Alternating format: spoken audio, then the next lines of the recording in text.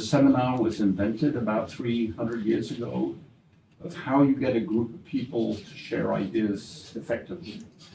I mean, literally at 3 a.m, there was just these horrible people in my bedroom, and I said, "Get out!" If you grew up in Pakistan, your name is Khan. Good luck on LinkedIn.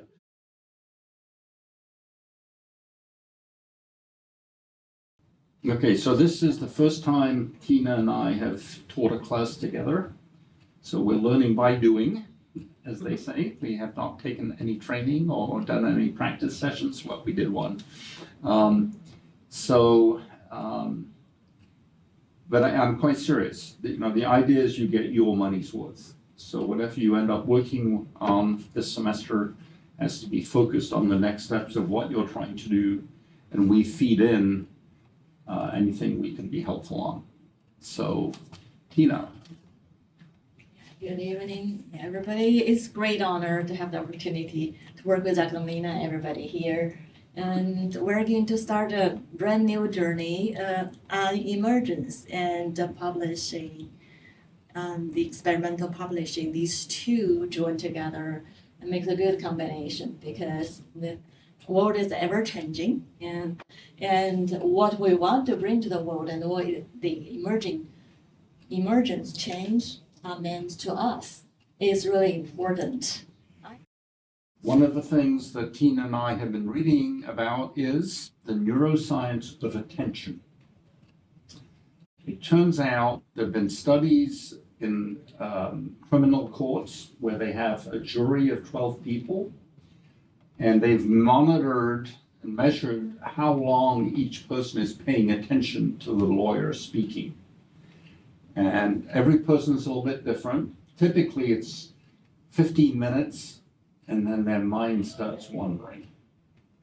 And so my friend who's a judge in Texas, who probably do a guest lecture this semester in this class, has been forcing the lawyers to only summarize for 15 minutes. Now, they can talk 2 days later for another 15 minutes, or 5 hours later, but the neuroscience tells us the way the human brain functions, that theory, a 90-minute lecture is not the right way to get people to think and remember. But breaking into 15-minute chunks is a good way of doing that, and that's what we just did. So, I have to go sit here. Yes, please. One of the things that I am very interested in because of my professional background, and I'll talk about, is about how you document your work and share it with other people, also known as publishing. And to get ready for this, I did just a bit of searching online, and writing was actually invented around 3200 BC or 5,000 years ago, and mostly it was written on clay tablets in ancient Mesopotamia. Part of it is now called Iraq. Some earlier writings do exist. Obviously, in South America, they had knots, but that was 3,000 years ago. I've never read cuneiform, so I thought this semester I might learn how to read cuneiform. And farmers and traders and people use this to just remember things they would otherwise forget. And so, I don't know, I was just interested in reading up on the history of writing. The invention of paper was actually in 100 AD of this century in ancient China by Kai Lun. Before, people tended to use bamboo strips, silk, wooden tablets, but then they came up with paper in China. And then that's an example. And then it wasn't until 1440 until the book was invented. But the most amazing thing is page numbers were not invented until 1530. And I learned that from the founder of Apple. What was his name? Steve Jobs. Steve Jobs. I was at a workshop with him in about 1990, and he said, you know, it took them 80 years to invent the page number after they invented the book. How long after the invention of digital publishing are we going to invent? And the answer is, when you share things online, you don't use page numbers anymore, because nobody turns the page on a cell phone. and so it takes a long time to invent ways to make publishing and learning from these things in new ways. And so you may, this semester, come up with the invention of a page number equivalent for virtual reality publishing. Who knows? But it's worth thinking about how recent this is in human history. And yet we teach kids this is the only way to do it. Digital writing began in the computer with computers in the 1660s. A friend of my mother's, Pauline Kofler, actually walked on these first, and that's actually Pauline's picture from a family photograph album. It was during World War II, actually, where they solved the German secret code in this place in England, and it was all women using the computers to calculate things. And Pauline Kofler was eventually given the medal, an English medal, to recognize her work in the 1940s, figuring out the German code. She was very good friends with, what was his name? This guy. Anyway, I'll remember later. Sorry? The Turing? The one? Yeah, Alan Turing, who invented the Turing test, which is now used by the AI industry. And the joke at the time was, as he was very gay, and he'd say to Pauline, don't tell anybody I have to go into the forest. I'm meeting a waiter. I'm not kidding. This is what she put in her archives. And he was just an amazing computer scientist before computers existed. Anyway, Pauline, she would just tell all these stories about that were secret at the time. And so, you know, part of the idea of experimental publishing is that when you raise your children, they'll not be reading the same way you are. And so, talk about theory to practice. Let's think about how we can improve. And yes? Is this public? Is this like a class, or is this like? It's class, but you're welcome to sit in. Oh, I was just like. No, come on in. Come on in. No, it's an open seminar. What are you a student in? I'm a psychology student, but I'm pre-law. Okay. What's your name?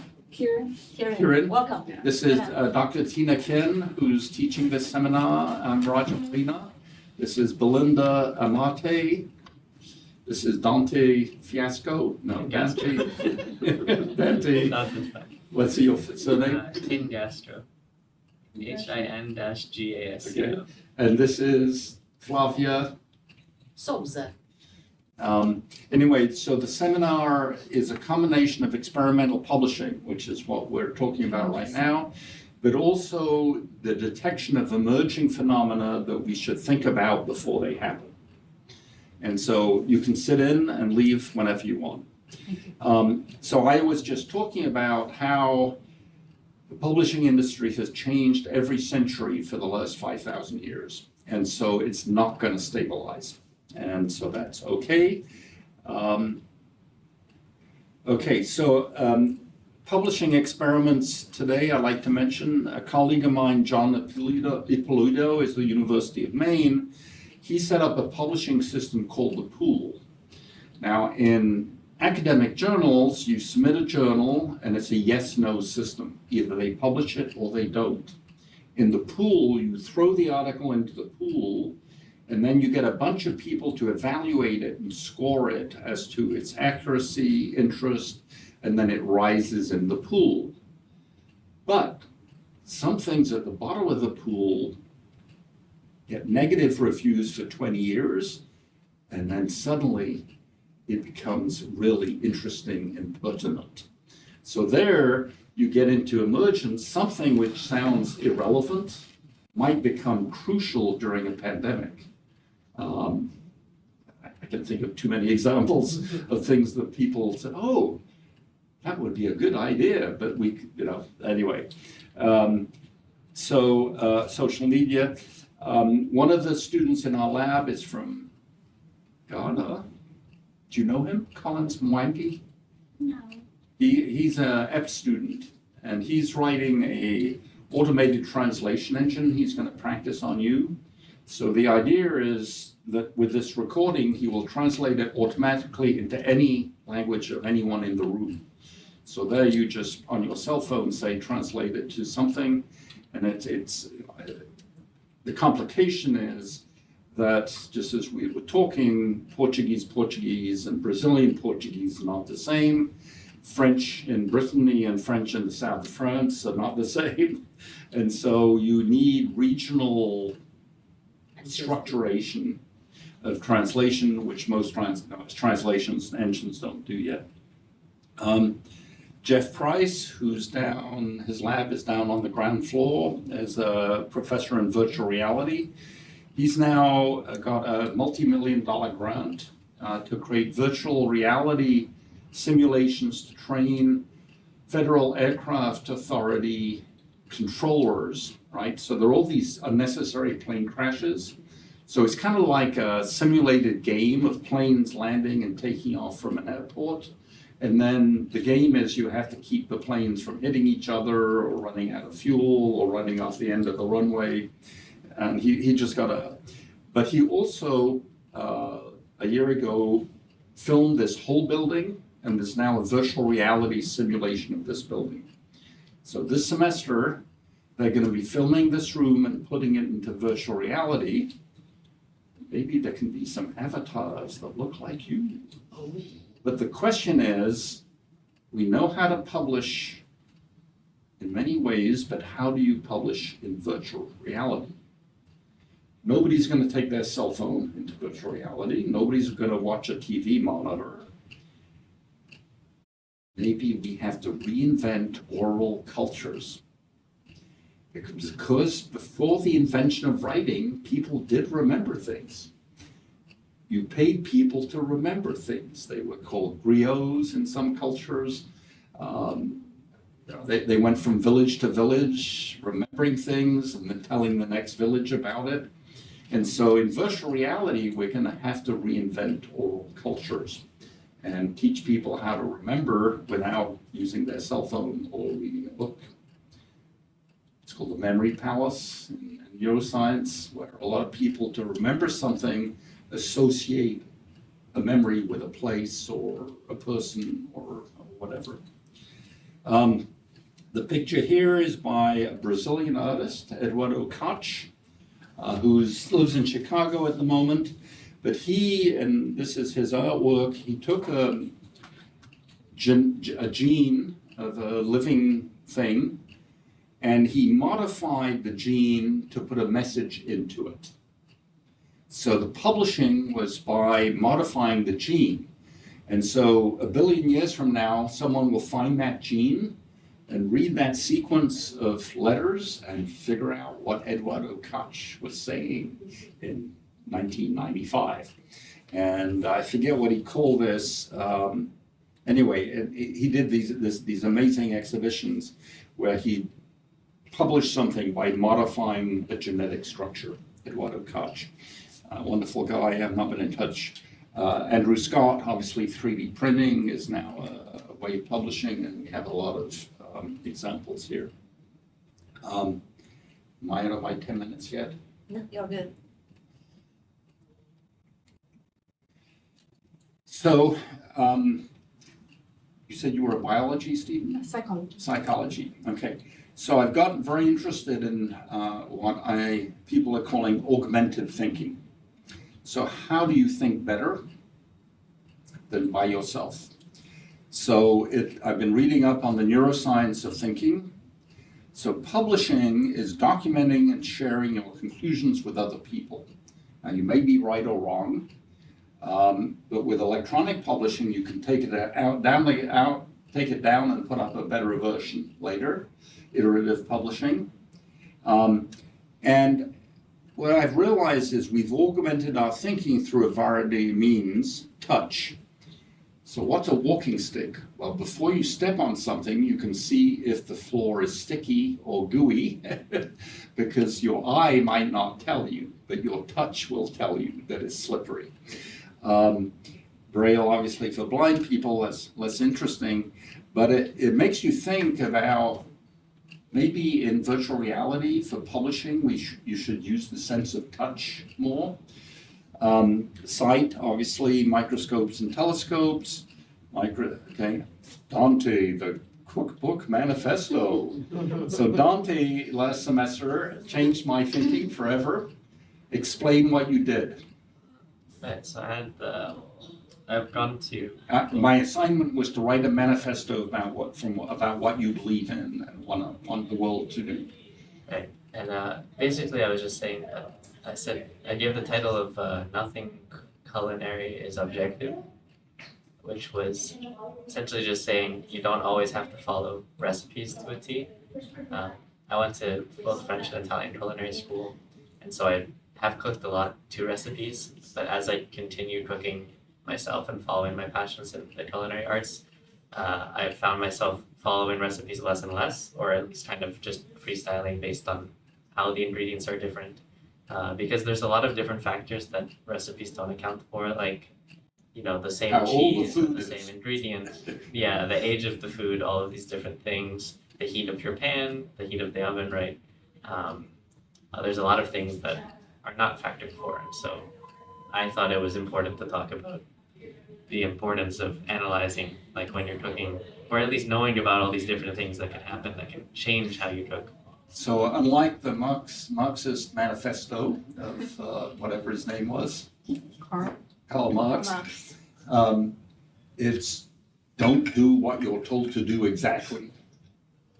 Is that a good summary? Yeah, because I would read the recipe, but then I would either not do everything, disagree, or be lazy, and that would create different results. Anyway, I did a bunch of research on cookbooks as manifestos, and he's the inventor. Okay, the other form of publishing is using more than one medium. Obviously, cinema uses sight and sound.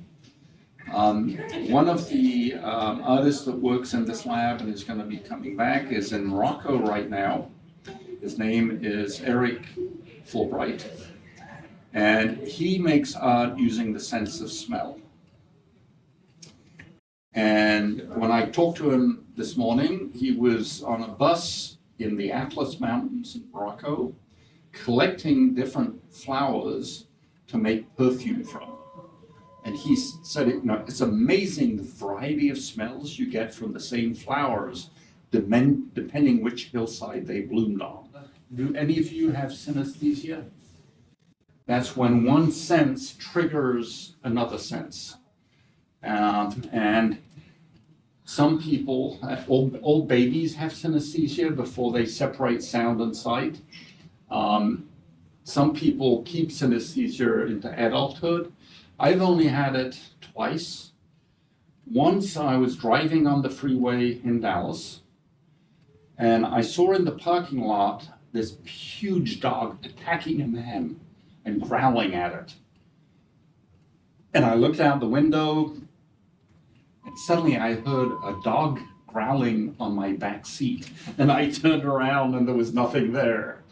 I mean, it was so intense. The sight, I couldn't hear the dog out of the window, but my brain activated my hearing by looking, and it was so threatening that the person had fallen on the ground, and I didn't stop to take him to the hospital. But anyway, so publishing in 2 or 3 senses at once.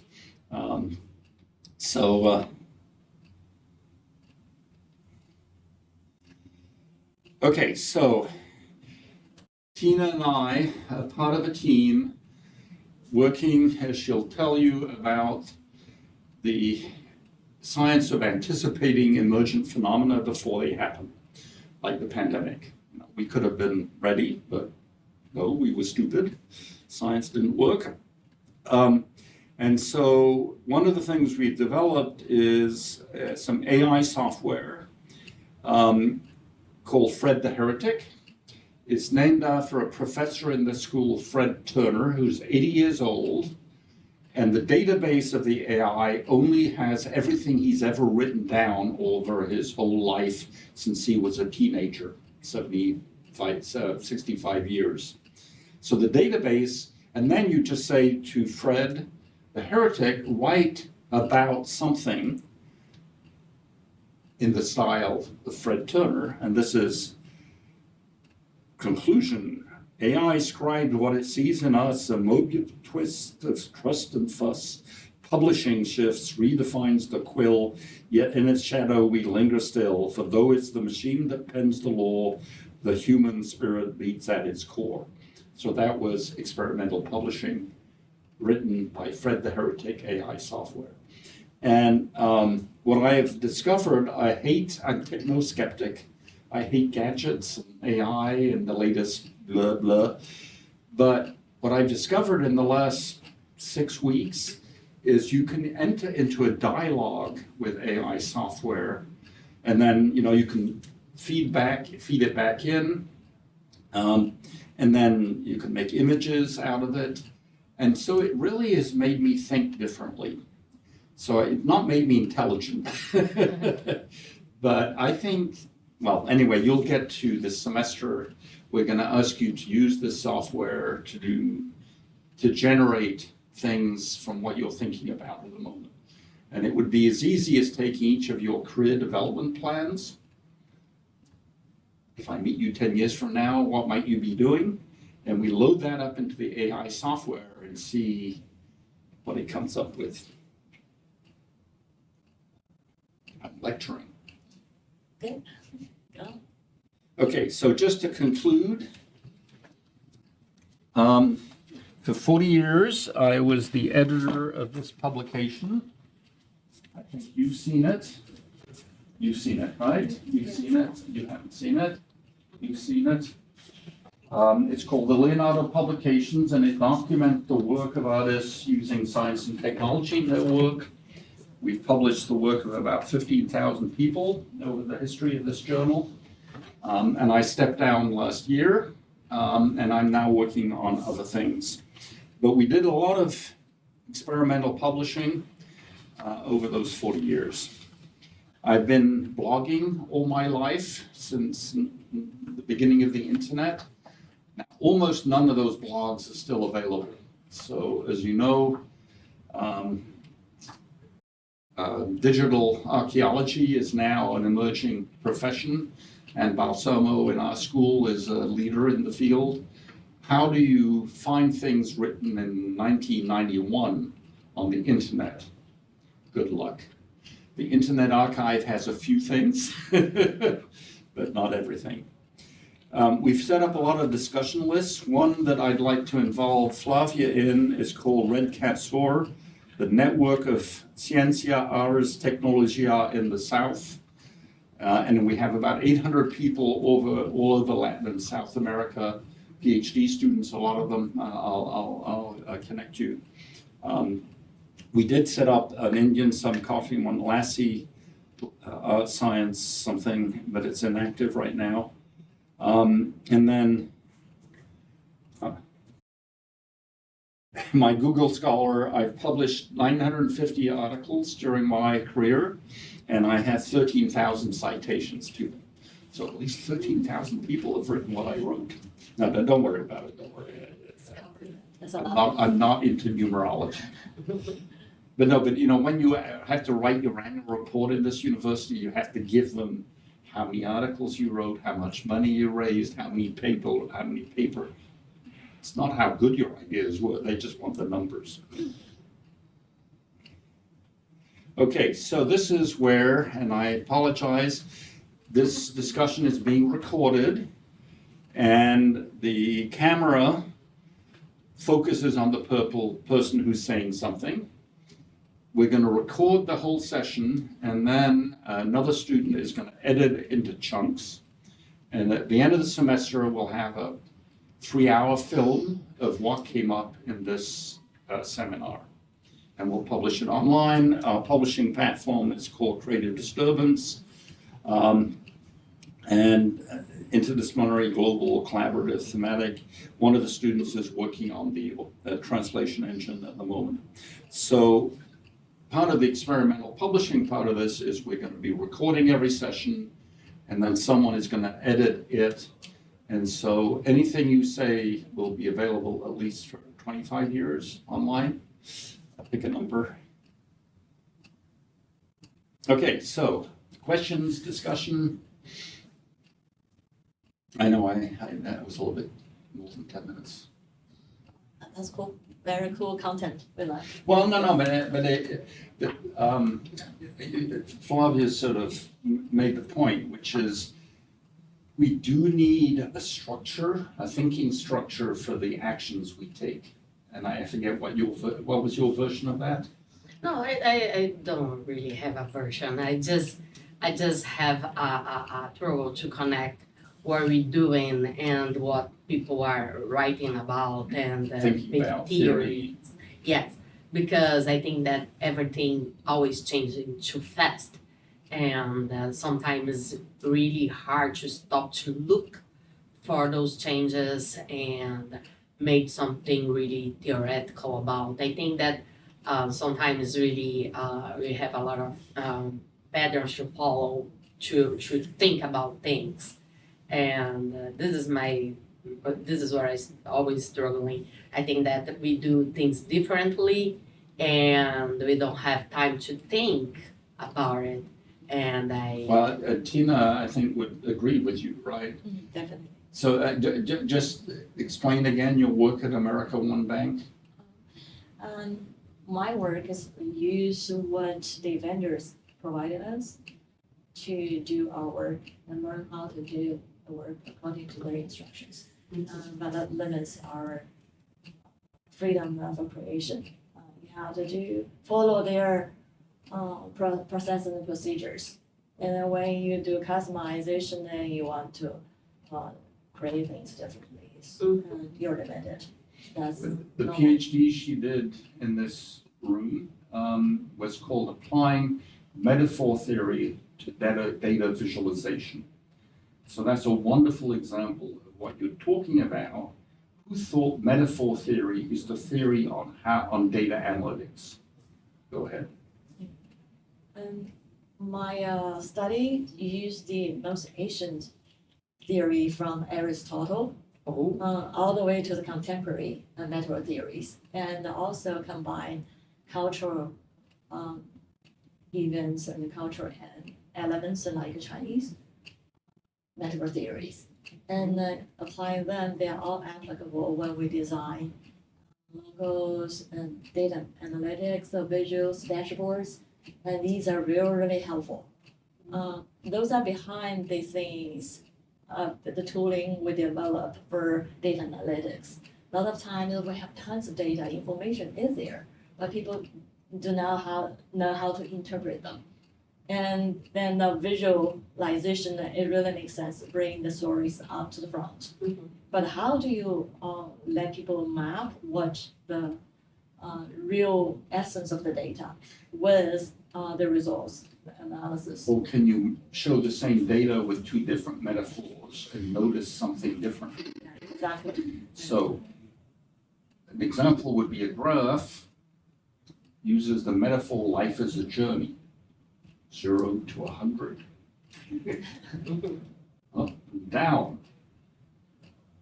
But in China, life is not a journey, it's a Life is a learning, lifelong process. It's a river. Flows. okay. And so you would not show this data the same way.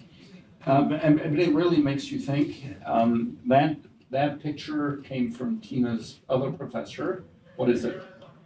This is a tree map. Actually, it's a metaphor. The tree map is using the metaphor of a tree, you have a root, you have branch, you have a leaf, different levels of data. That's hierarchical data.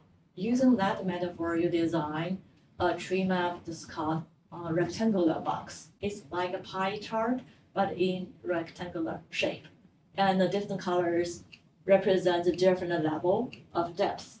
So the very root, and then you go to upper one branch, and then another branch, and deeper another branch. And the most useful example is our hard drive. Like you have a C drive, you have home drive, you have folders and subfolders and layers, and then files. So this is the computer Hierarchy, hierarchical data and whole structure of the computer. Data. which is not how octopuses organize things. During the pandemic, you were in charge of what? Data migration. We Migration. Is that a metaphor? Yeah, it doesn't matter where right? Move one thing to another from on-premises to the cloud. That's two metaphors. The cloud. During the pandemic, the bank had all these computers in the offices, and when people worked at home, they couldn't access them. So she had to upload it all up into cloud computing so people could work at home. That's one of the main things my company does. Yeah. Our software. That's emerging. That's what we are studying emergence. But she was also put in charge of fraud detection. That's a way you can view data, catch criminal or alerts, maybe some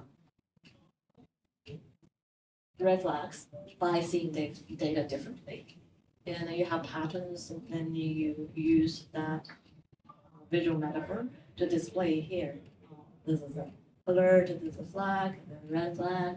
So whenever you have a parameter set up. And one day I got an email from her boss at the bank saying you're not allowed to publish her PhD thesis because she's improved the way we catch criminals online. And we think we want to patent it. So she built a dashboard. We'll take this out of the recording. So you built a dashboard with fraud detection buttons. That's my talk. We did build a data dashboard called the portal. The data portal that you visualize all the data in the details of the company's data. We have customer data, banking data, credit card data, everything, all the line of business. You can view the data, the sales, and their system health and things like that. And by a glance of the chart, you can see whether this system is out of date, you need to update it. If you don't, you're going to spend money because the Okay. vendors will So charge. I'm gonna tell you the secret she's not allowed to tell you. She learned how to catch Chinese crooks using Chinese metaphors and Texan crooks using Texan metaphors. So it turns out the Chinese have a very long-term view. So if you steal $10 a day for 100 years, you become a billionaire. But that's below the noise of the data flowing through the system. Texas crooks get on a horse, go into the bank with a machine gun, kill everybody, go into the bank vault and kill $1 billion all at once. So you display the data differently because it looks like a data crash. It was actually a Texan crook stealing $1 billion all at once. And am I exaggerating? We're a bit creative. No, but the point is, how you think about stealing affects how someone will discover that you were stealing. And if you're stealing a tiny amount of data, of money every day, it's just in the noise of the bank flow. If you steal a lot of data, money at once, but it's not a huge amount, then it'll look like a spike and they'll catch you. But if you steal everything, the whole thing just goes out and they'll never catch you because they think the computer crashed. So Texas crooks steal $1 billion in one day and Chinese crooks $10 a day for 100 years. Anyway, so that was your PhD thesis. Oh, thank you for, that's not part of the plan, but it just came No, out but I mean, the easily. theory to practice is metaphor theory, is, academic bullshit.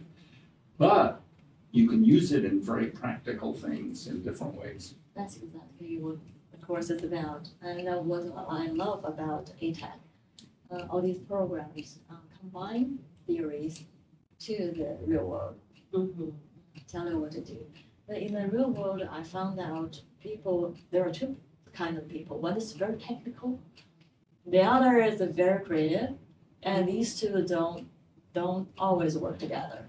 For the programmers, you have to tell them what to create. They don't know how to do it, but they can do a lot of logic and then good coding. And if you ask them to do some creative arts and the layout, it's going to be really, really, really ugly, and it's a chaos.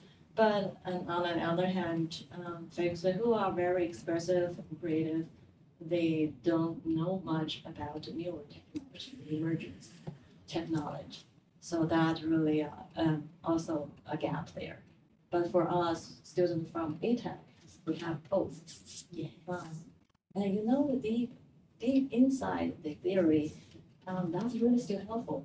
For a long time, the philosophies we learn, psychology we learn, and all these theories, they really work in real life. And if you're done without it, you just know the surface. And probably can Google and a few tricks you learn, but you don't know why it's come, what's the essence or what's the reason behind it. So really, we build up a great foundation, and it's a great competence of school. Unfortunately, not every university can see it. Yeah. But during the course, we have a use case about emerging university. And UT Dallas is one of them. Because, right? We hope. We have a new president who may be different than the old stupid one. That needs to be taken out from the report. Edit that out. Well, no, the president got fired, so Can pause it. It's fine. Let me quit. of course he quit. Okay, do you want to continue with the big picture real quick, or? Yeah, take a let's break? keep going. Okay, let's continue with emergent studies and the course structure overview. I want to go over real quick the structure of the emergence, which tie into experimental publishing. And we start with the overview of the emergence concept. What is emergence? We'll start from the stories and histories, and we have Dr. Molina, Dr. Turner, and Dr. Stern, many scholars. They started the study already, and they had a podcast, they have published paper, and we're going to start from there. A lot of history about it. And the emergence of structure in the universe. This is the biggest emergence. We know the whole universe, how it was built. And Dr. Molina is going to go deeper with us for a whole session talking about cosmos. World. And then the emergence of Earth system, brain science. Brain science is one of the most popular to our latest booming of the AI industry because of the brain science, artificial intelligence.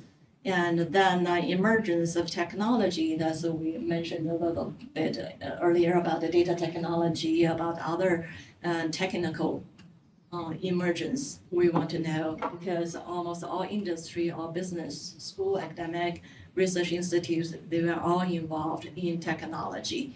So that's the really also tied into our career path. Whatever we do, we need to know technology.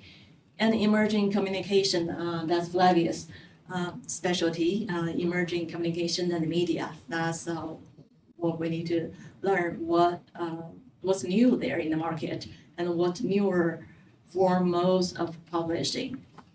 And use cases that's Let me just add one small thing. So one of the professors that used to be here but retired recently is Mihai Nadim. And he started the whole research area of anticipation studies. So when you throw a cat off the roof of a house, how does it land on its feet? It doesn't have a computer. It just anticipates where it needs to put its feet before it hits the ground. And he developed a whole methodology of anticipation, which unfortunately, he argues, was not put in place for the pandemic because it could have been anticipated and a lot fewer people died. Thank you. Anticipation is part of emergence, anticipating what's might be coming or might be disappearing that we still need. Thank you, Nina. And the last topic is going to be emergence of Senex and changing demographics. Senex means aging, SE, senior. Dr. Molina and other scholars coined this word. You want to say something?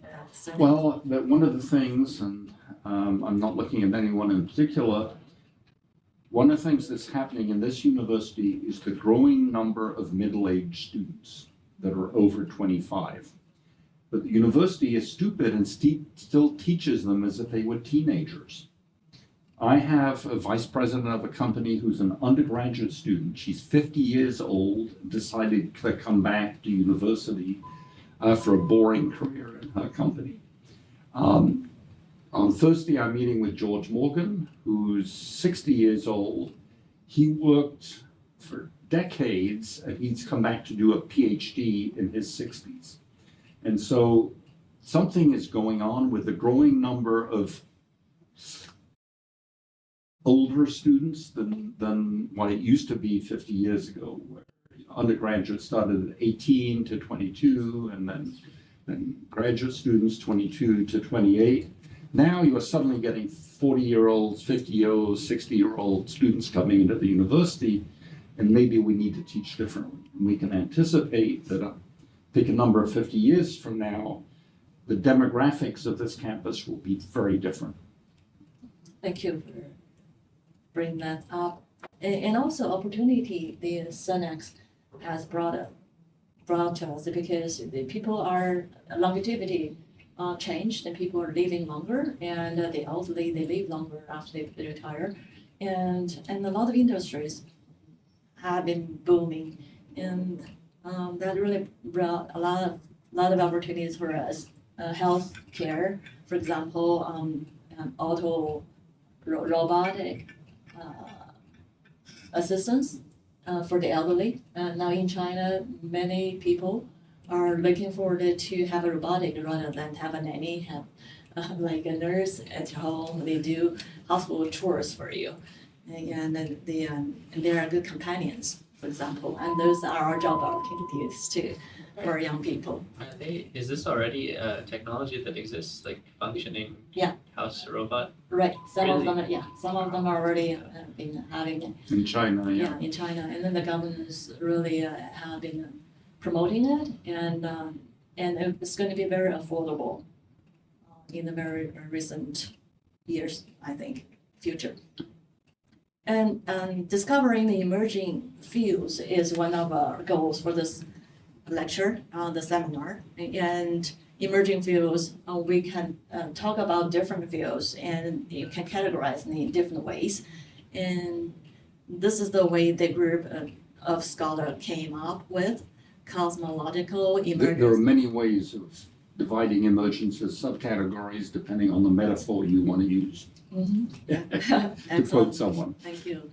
Geophysical, biological, and we have special list here. Social-economic emergence, social-economic together, psycho-spiritual emergence, multi-level emergence is the last one, is because all these level of emergence may merge, not only just one of them, and it could come together. So the new understandings of the world as emerging demanded deep philosophical changes in how we do science, scholarship, and philosophy. And we can come back to see a video here. So a glance over the category. Cosmological emergence, this is really physical, and we can think about some examples. Origin of matters, elements, energy, and physical information are examples of these. And geophysical they are chemical, organic or non-organic, and climate change. All these are related to this. And biological, this is a really a popular one. And origin of life, the change of genes, and these changes also are multidisciplinary and affect other fields too. And spiritual emergence related to most what we are learned in arts and humanity here, psychology, that's your major, and religion, poetry, philosophy, and all these topics areas belong to this emergence. And socioeconomic emergence really about money, about business, and bitcoins, and money system, digital chain. So in the stock market, and these emergence, they're not predictable. We don't know what's going to happen. Nobody knows.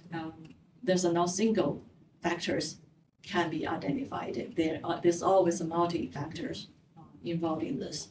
And multi-level emergence is what we say is a combination of all these. It could be multiple combination or several of them.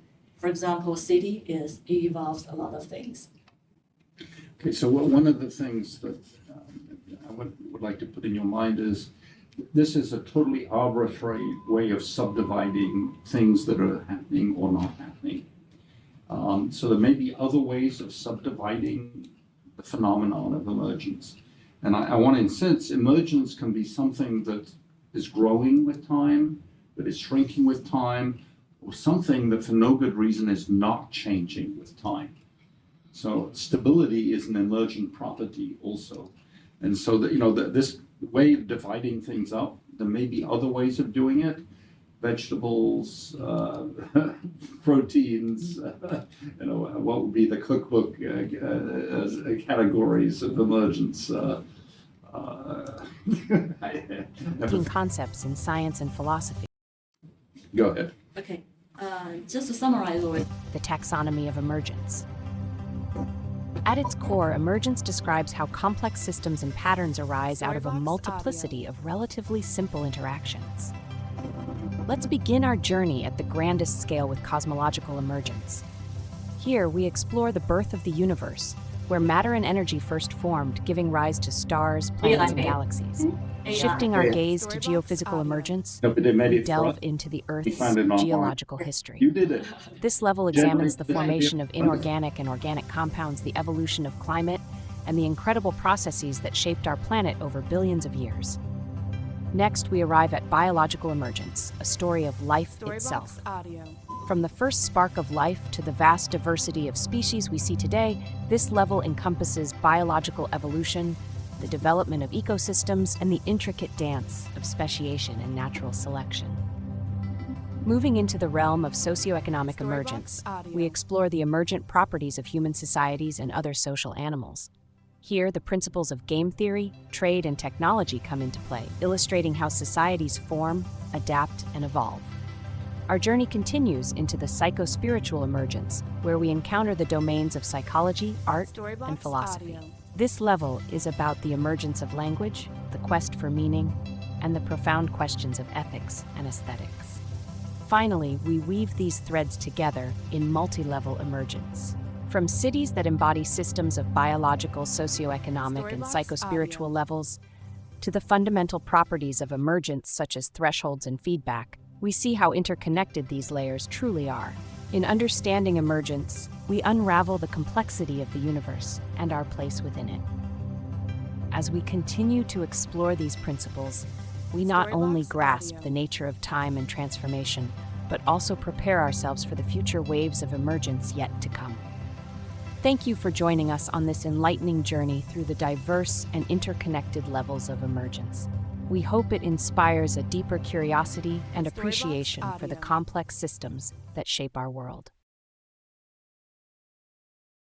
An AI-generated video, and you just wrote the text, is that right? We input the text that we just talked about, and it just generated. Since we're doing a publishing, I think that So will be hold on fun. a second. So I talked about Mihai Nadine, who used to be a professor here just down the hallway.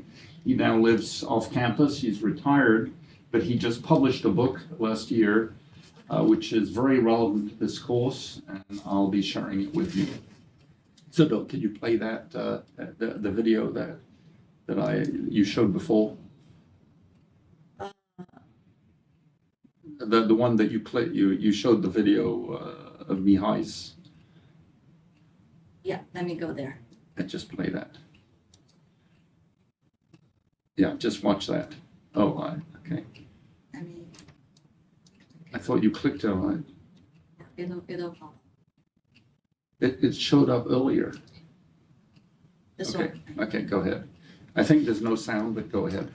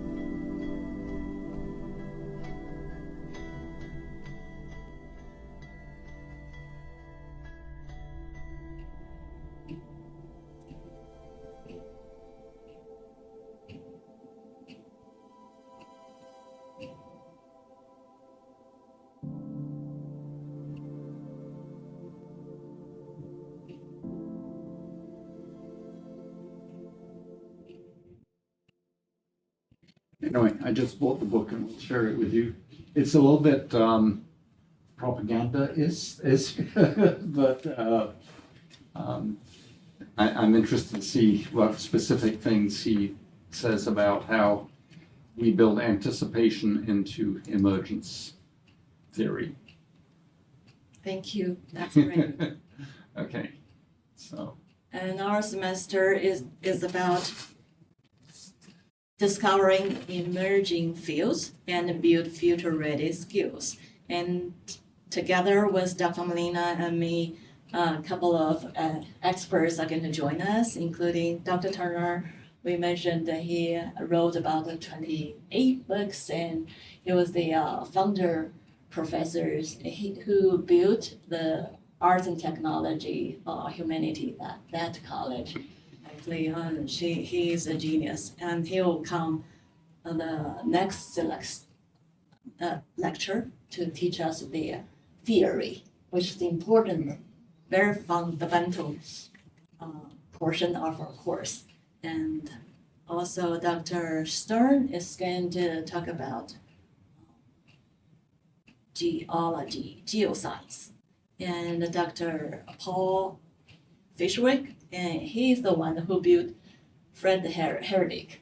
And we're going to experiment that. And you guys get the link and you can log on. Have you all used the ChatGPT before? You all have that. If you get a chance, just search for that Fred Herdick.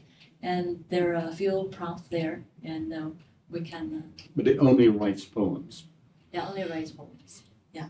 we'll experiment that project throughout the semester, and we'll see where it goes, and then we probably will end up publishing paper together. Yeah. Okay, that's all for the intro. We can take a break, Dr. Lena. Yeah, let's take a break. What's next? The next slide. Next.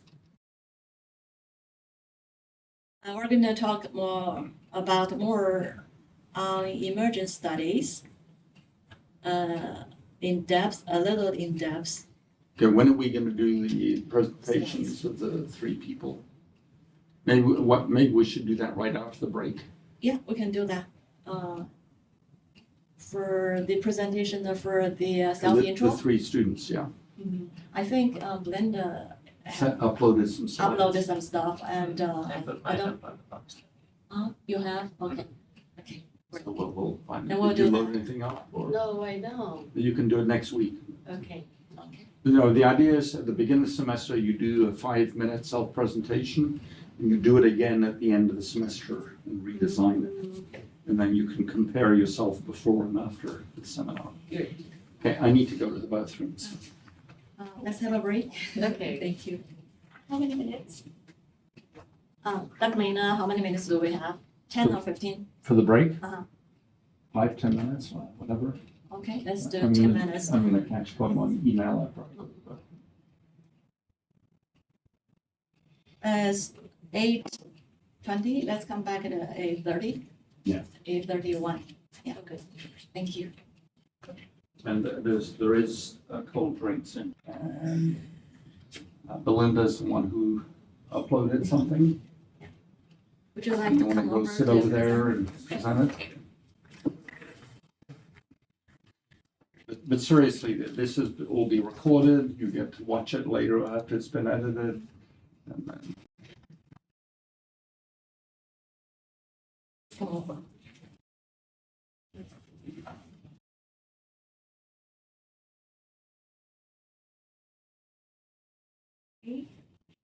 So, good evening. And my name is Belinda Mate.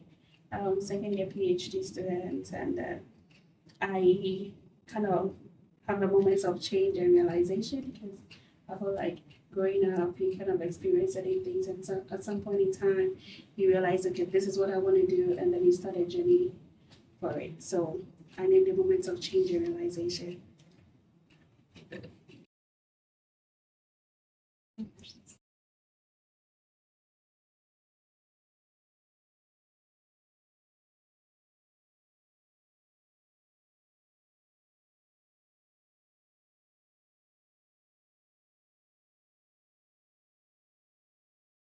Okay, so I just started from my undergraduate level.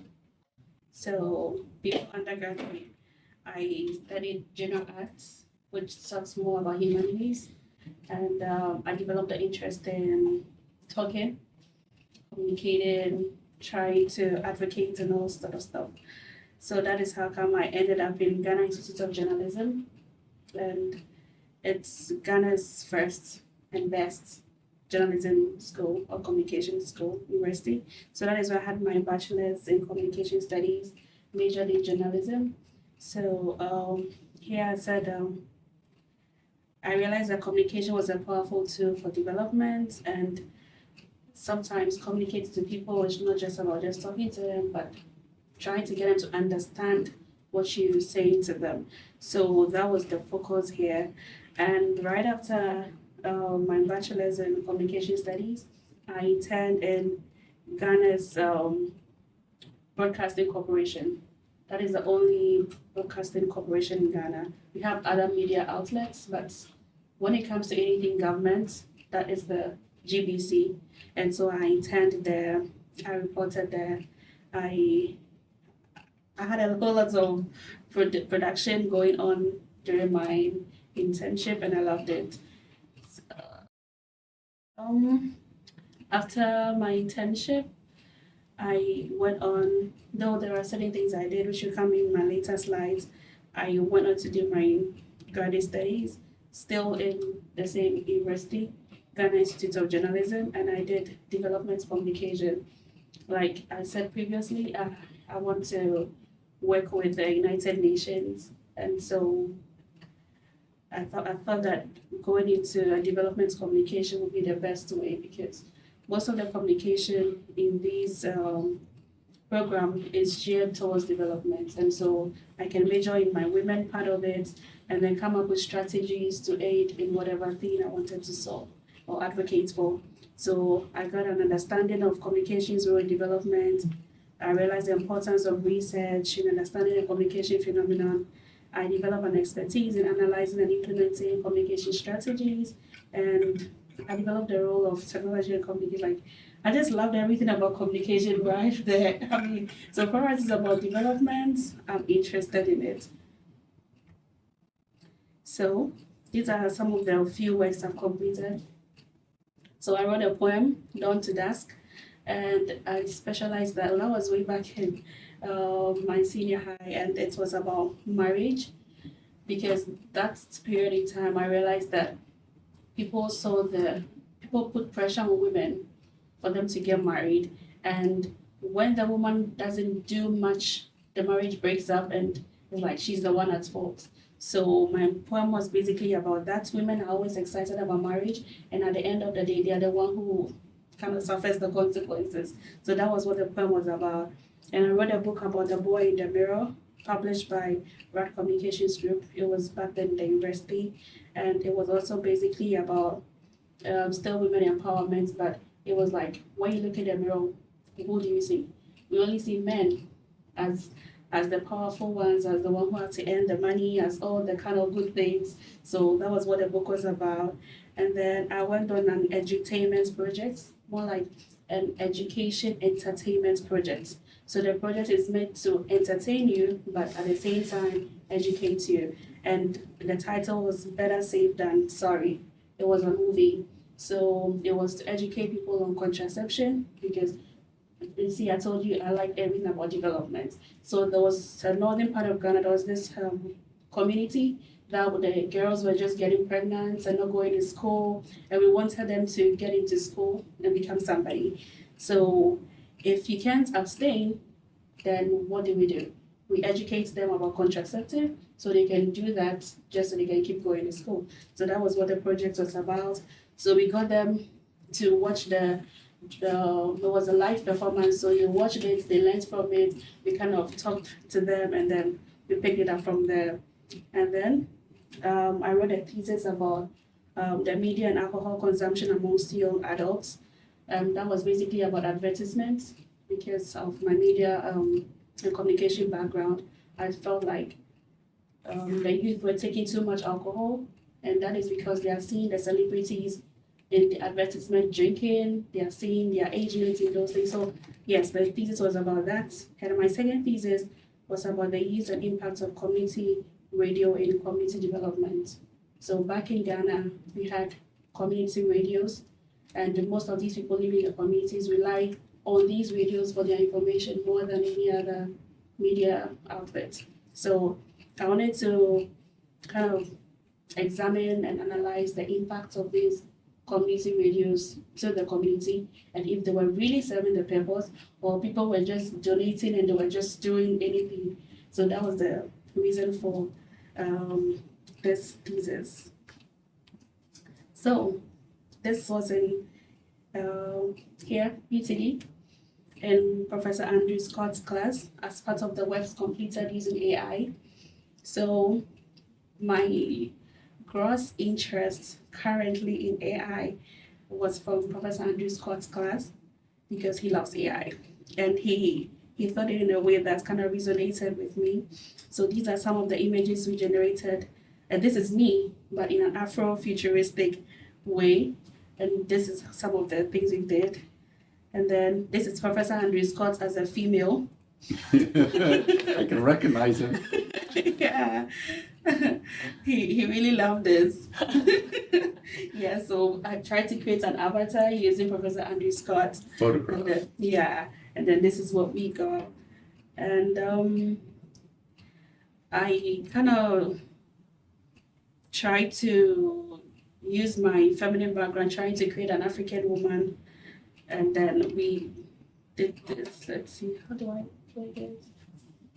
Just click on that.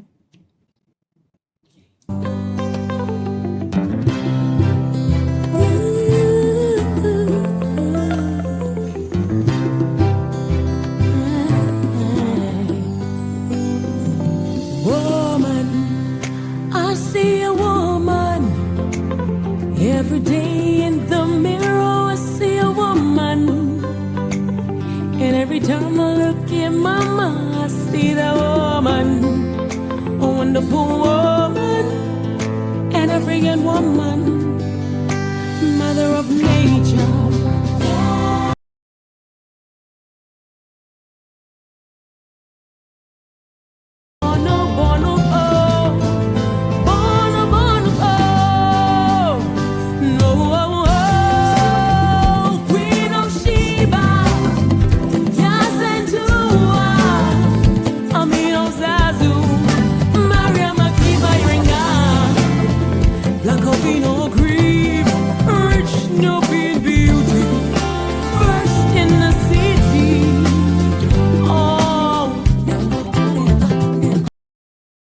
Basically, this two videos is trying to talk about an African woman who is strong. So you remember I said I had a book which about a boy in the mirror. So I tried to kind of do something to kind of contradict it. So in the mirror, who do we see now? We see a woman, a strong woman, an African woman. So this is more like to my people back there. If you watch this, then you kind of have to strive to get to the top. Don't be limited by culture or media, whatever it is, just get to the top. So this was basically it. And this was also created with AI. And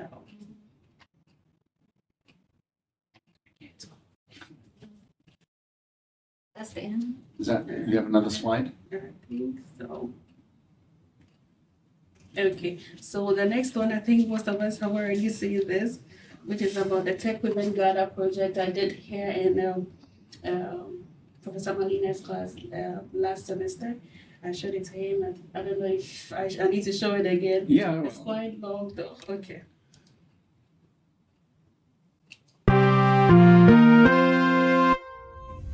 Today, I have the privilege of presenting to you a groundbreaking initiative spearheaded by And we're Belinda starting at- That is Amate. him actually.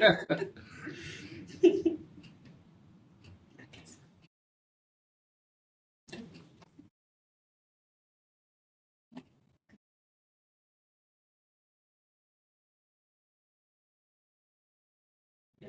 so Actually, before you play it, there's now a big screen in the lobby downstairs.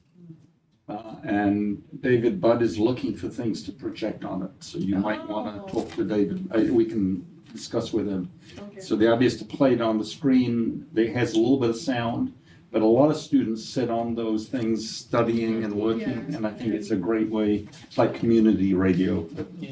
No, I noticed it before. It was quite nice. Just, Yeah, well, no, it's 2,500 pixels or something, because originally it was a projector and there was too much sunlight in the room. oh, it's an actual screen. Yeah, it's actually Oh, I now a thought it was a pixel projector. screen, and so you can actually see it.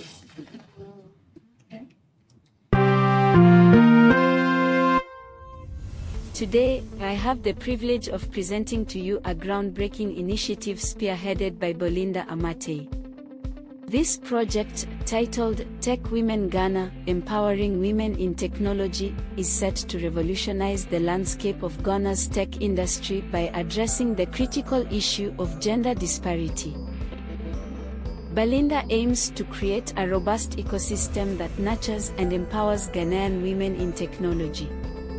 This initiative is not just about teaching coding, it's about building a community, fostering mentorship, and advocating for systemic change. At the heart of this project are intensive coding boot camps and workshops. These programs will cover areas such as software development, data science, cybersecurity, and artificial intelligence. Belinda's approach ensures that these courses are not just theoretical but deeply practical, giving participants the hands-on experience they need to thrive in the tech industry. But Belinda understands that technical skills alone are not enough. That's why mentorship is a cornerstone of this initiative. She plans to connect participants with seasoned professionals, creating a support system that will guide these women through the challenges of building a career in tech. Networking is another crucial component of Belinda's strategy. Through a series of events, from informal meetups to large-scale conferences, she aims to build a vibrant community of women in tech. These gatherings will provide unparalleled opportunities for participants to connect with industry leaders and potential employers. Belinda is not content with just across the industry. This funding will cover everything from program materials to event organization and advocacy. So, unfortunately, I don't know why it's playing in a weird way because it has a whole lot of things coming in, but Okay. yeah. So, yes, What's next?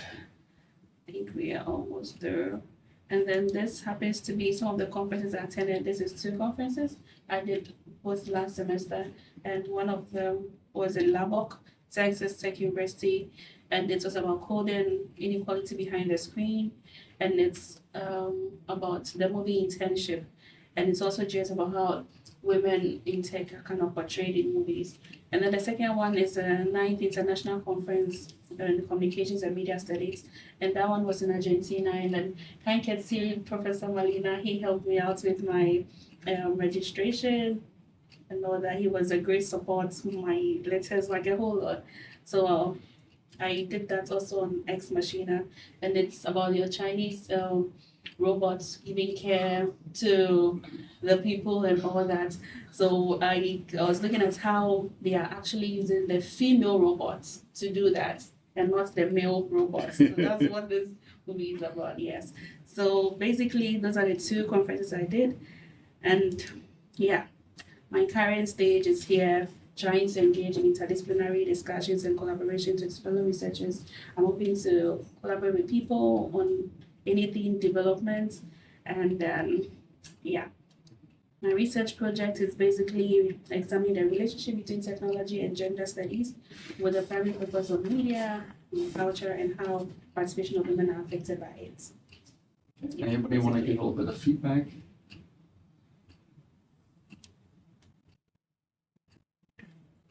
I'd like you to go back to slide 4.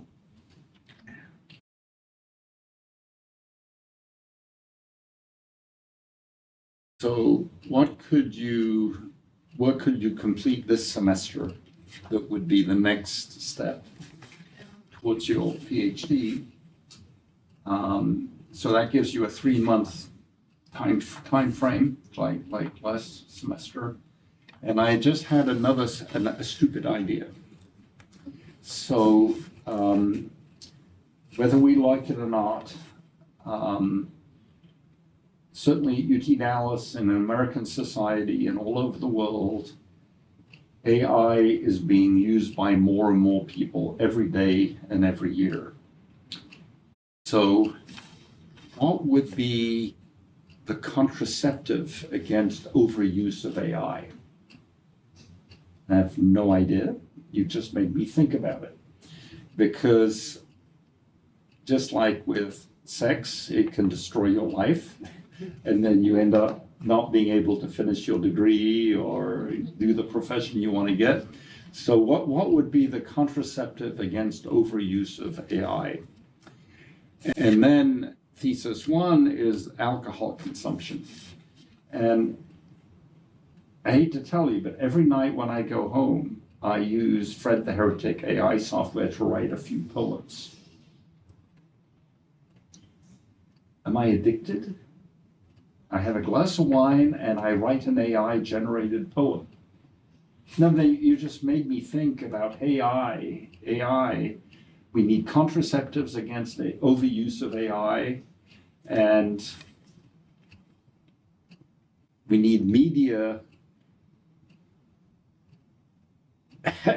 The impact of media and the impact of what be the equivalent of community radio on AI, because community radio is very local knowledge usually. It ties people to their local situation, not just the whole country. So maybe this class could be some kind of a community radio show. No, I mean, you've really got me thinking again, unfortunately. But I think it, if you talked to me 6 months ago, AI would, okay, what's the big deal? Rather than going to the library, I just search online and find what I'm looking for. But now, I'm doing things like writing poetry with it. And we know, that I've done a little bit of research, how biased AI software is. There's now a growing AI industry in Africa that they feed it different data than we do here. And we know that AI used to be very gender biased. Yeah. You know, when you asked a question, it always said he, Yeah. not she. But they fixed that, I think, in most of the Western AI.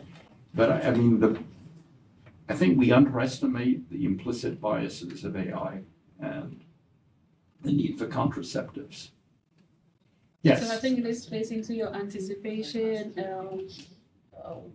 Yeah. theory you talked about Yeah. from the professor. Yeah. Yeah. So Yeah. I mean, I think 20 years from now, 30 years from now, we're going to have the same problem where people are overusing it, overdoing it. It's keeping them from doing the career they want to do because they get pregnant too young when they're 16. I think one thing I feel with AI is it's a very impressive tool, but I found more and more people like concerningly depend on it. Where I feel if you try to use it to talk about something that you are knowledgeable about, you'll notice the flaws. When it's it's presenting something, but it's generally summarized or making assumptions. But when you take what it says without considering, using your own brain or really reflecting on what you're getting out of it, it becomes dangerous. And I think that's something I can Flavia's see nodding. in the future of like just a dependency. There's already a lot of people who've kind of revoked their free will to AI, like just using it to make decisions for them, that type of stuff. And I really don't like that part. That's But I think it's not going to go away. yeah, I don't think so. Yeah. When Meta and the metaverse and AR, VR, it went away. Right? Yeah, some people do it, but it's not. But with AI, I think it's just a global infection. Oh, there's Chinese AI versus American AI, and there's a lot of like, for example, the video software that you used to make that video. It's a fascinating example. Like we're using like Guide, which is one that does commercial tutorial walkthroughs. Yeah. So you just click a button, do the thing, and then it creates a video showing of a walkthrough, like for an FAQ or that type of thing. There's a lot of things that it does really well. But I think and that's where my argument about augmented thinking, the invention of writing allowed us to think differently, but AI is putting us in a rut. I think it's interesting too because the way I like to use AI is more as a for brainstorming.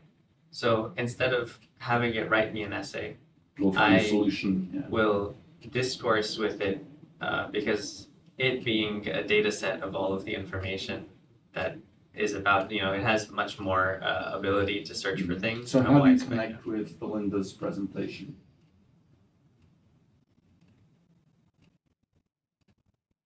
Right, how does it connect? Or No, you're making a theoretical argument, to quote Flavia.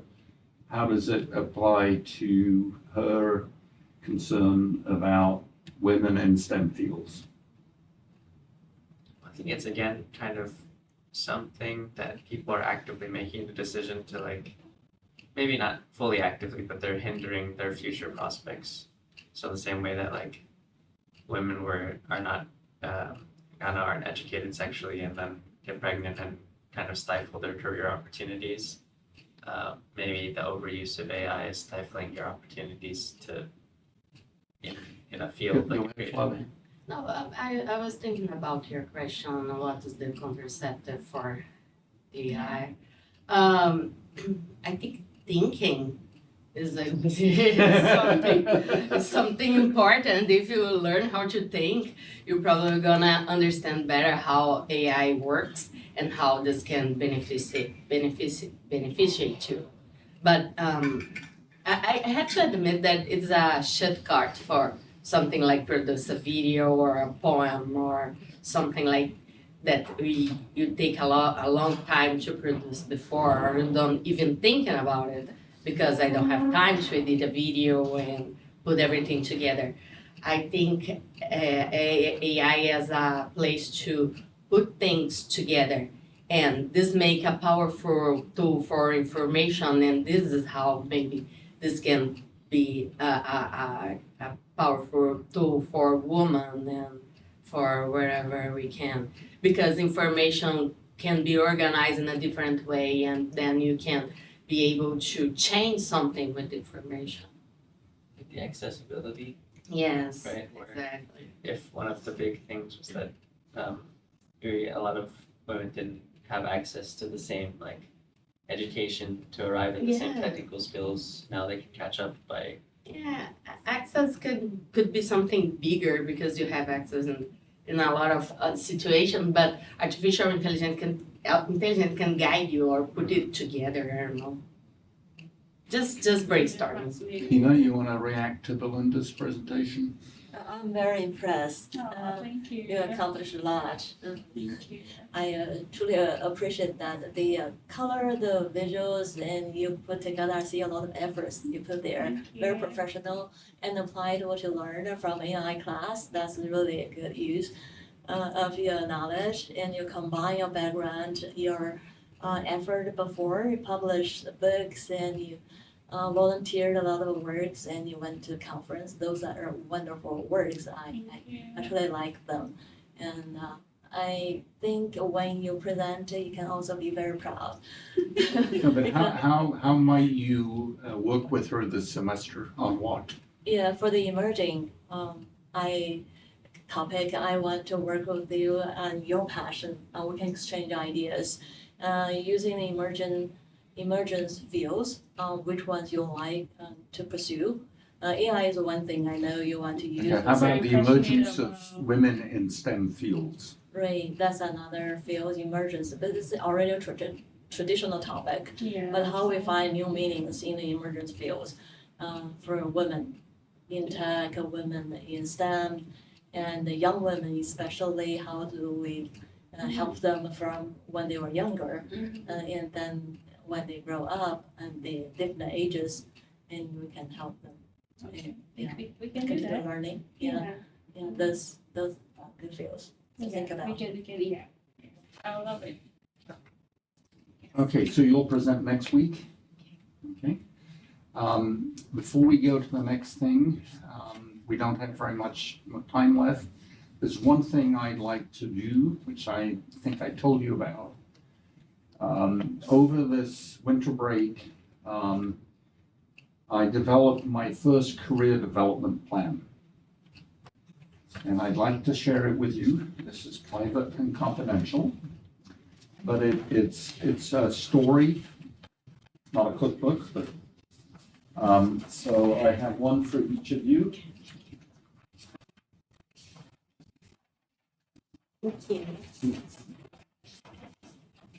So, don't read ahead of me. I just want to tell the story. So I'm a professor here in the Bass School, and I'm also a professor in the physics department at the same time. I only get paid once, but I have students in both schools. I just signed a 6-year contract last semester to keep working at UT Dallas until October of 2030.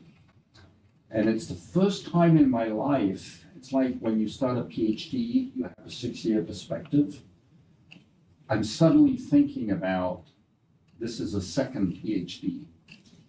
I started looking for jobs over Christmas to start in 2030 when I will move back to Paris where I was born.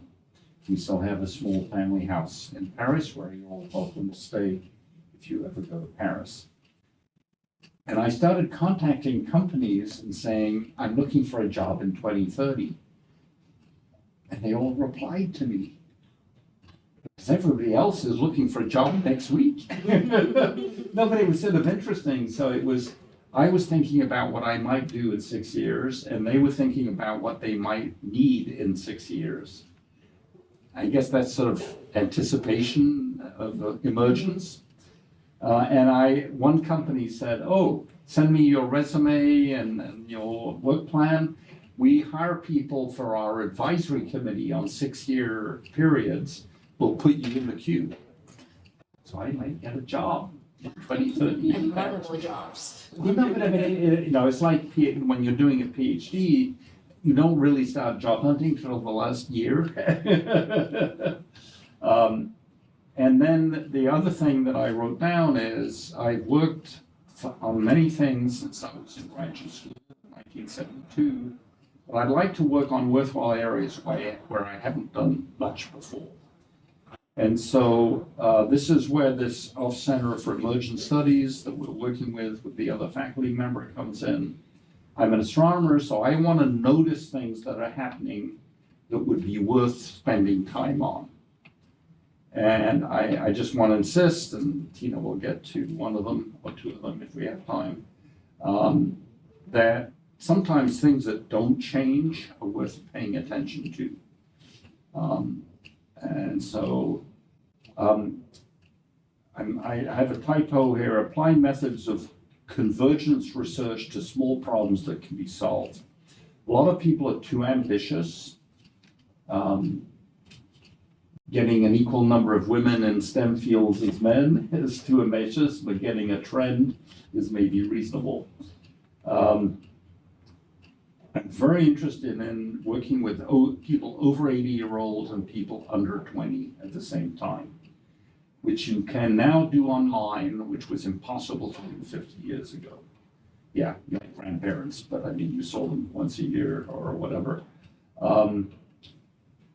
And then leave traces to develop new ways of documenting the work. And that's where the idea came of recording our sessions this semester and putting them together in a publication at the end of the semester. So one of them that Tina's going to talk about is Senex. You're going to talk about it. We just finished writing a paper with Taylor Hinchcliffe, who's a student of mine, on the emergence of sepsis in the human autoimmune system. So you probably heard of sepsis, but in the human autoimmune system, some people get vulnerable to almost every germ and they just die within months and nobody has solved the problem. And so we've been applying emergence practices to that. And I have no medical background, but I have a theoretical background. I don't know why theory is in my mind when I look at you. Fred the Heretic, we've mentioned. I'm part of a group in Colombia, South America, where we're trying to create a cyber village of people over 80-year-olds and people under 30-year-olds collaborating online. And in the Middle Ages in Europe, there was a thing called the Republic of Letters, where people, this was before universities were invented, thinking people started writing letters to each other. And there's a famous French philosopher, when they looked in his archives, he'd received 22,000 letters during his lifetime. So people were writing to each other. It took weeks for the letter to get somewhere and weeks for the reply to come. But I kind of like this idea of a group of people writing to each other. There might be delay times, so you don't get a reply for 3 days, and then and you stop thinking about it, and it's sort of an interesting thing, multi-century thinking. Okay, the background, I have a bachelor's in physics, a PhD in astrophysics. I worked for NASA for many years. I was a bureaucrat and directed an observatory in France, and I worked for 40 years as the editor of publications. I'm now director of the Outside Lab. I still have the nonprofit in France. So right now what I'm working on is I'm working with a colleague in the physics department to write a proposal to the Basque School to do physics, humanities, and tech. And so we're going to get that in, and then that will be a stepping stone to a bigger funded proposal. And then I started writing down strengths and weaknesses, my general health and well-being. I'm 75 years old. I have 2 artificial hips. I have a stent in my artery. but my doctor says there's nothing wrong with you. I'll see you again in a year. So I'm on annual checkups at the moment. And then I clearly have a lot of prior experience that I'm trying to apply on new topics. Weaknesses, I fall in love too easily. I take on too much. The dean says I'm scattered. And Tina knows this about me, that I get interested in every one of your ideas and say, let's work on something together. And then suddenly I'm working with 30 people. And, so I'm trying to need to improve the way I work with the graduate students in particular, because working with a graduate student is not a semester-long process. It's a year-long, multi-year process.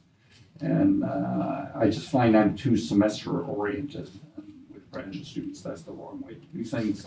So thank you for both of you for re-enrolling. No, I mean, it's silly, but we'll build on it as the time goes by. And then I have some, so I've never really written this kind of a career development plan before. So I just want to put the idea, what you want to do in the coming years, what prior experiences, and you did a good job, are you building on, what are you doing now, and then what are you doing next? And so let me just leave that in your mind. Tina, I think you should develop one of these in writing and share it with the class. Good idea, thank you. It doesn't have to have the same table of contents, but it's, you've decided to change directions in your life. Can you explain that? Yeah, sure. Like you mentioned, we want to learn theory, we want to do practical things. I worked in the IT field for over 20 years. For the one for telecom, the other is fintech, financial tech. So all in the financial world, the technical world, dealing with data, practical tooling, development, coding, and management, and all this stuff. And meanwhile, like you, I work also as full-time student, learning different things in school. And I like these two don't merge. And I really want to make good use of it. I want to, now I had enough experience in the real world. And my dream started with academia. And I want to come back to academia before it's too late. Hi there, Emma. Hey. No. So now let's work on a written career development plan. And I think the career development plan is a really very helpful, practical, and that's the benefit of we are. So one of the students in the lab is called Mrigan Kari, and he's running a group called the Rocket Launch Club, which is to help people get summer internships and jobs before they graduate. So he's developed a template for a career development plan, which I can ask him to share with you, and you can join the discussion group. And any of you that over the semester, you can see if you want to join in. But one of the things that's come to our attention, we're working with Jennifer Lynch, who's the deputy director of the Career Center here. She's been assigned to the Bass School. Is the nature of jobs is changing so quickly. And so a lot of the students here from India are all in data analytics or something. Well, business intelligence data. That's not now being done by AI. So, Not really. don't get I a just degree. Came out of my marketing analytics class actually. So. No, but the point is the job market 50 years ago didn't change every 2 years. But there's now just so many changes going on. Obviously, there are now a lot of companies hire people cheaply in Africa to work online. And so you think coming to America, you're going to get a job. No, you should stay in Africa and get a job online. My cousin is in Pakistan. He works for an Australian company. Yeah. But he's from Pakistan, so he's working for the Australian company as a media buying specialist on ads. But he's working remotely completely. He gets paid good. But yeah, he's paid in Pakistan. But he's paid in Oh, Pakistan. he gets paid Australian salary? Probably. I don't know the details Well, of that. he gets less than the people in Australia. Yeah, exactly. That's the point. But it's still better than No, but I mean, Yeah, I mean, he gets paid good. when I was in college, job hunting was sort of a stable system, and you got trained how to write a resume. Now, AI does a lot of the recruiting. Yeah. And it puts their resume into a database and then scans it. Did you use the right keywords or not? And then it ranks the 800 It took me applicants. about over a year to find an internship, so that just shows you I really had to learn what they're looking for, and Yeah. I think the Jennifer. Doesn't your mother work in that company? Yeah, but even last year it was hard for her to find it, and this year I applied to 4 positions and I only got two interviews. Yeah. So. No, but yeah, I mean, you're in a slightly different situation since you're graduate students, right? So all three of you TAing? No, Yeah. you're not. You are. Are you TAing, Belinda? Yeah. So you have a job. It doesn't pay all your tuition, but so I am happy to keep paying for conference registration. No, I'm serious.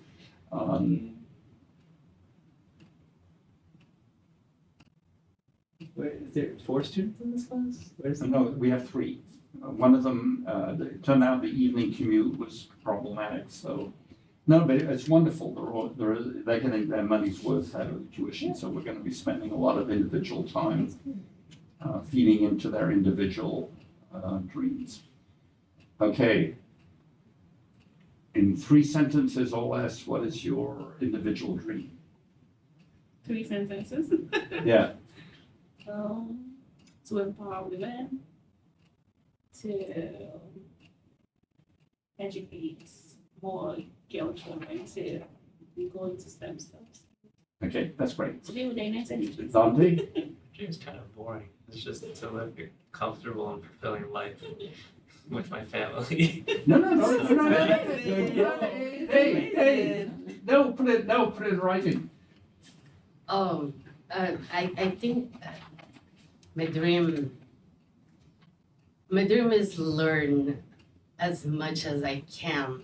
I'm really passionate with learning. So yeah, I think that I need to create opportunities to learn different things.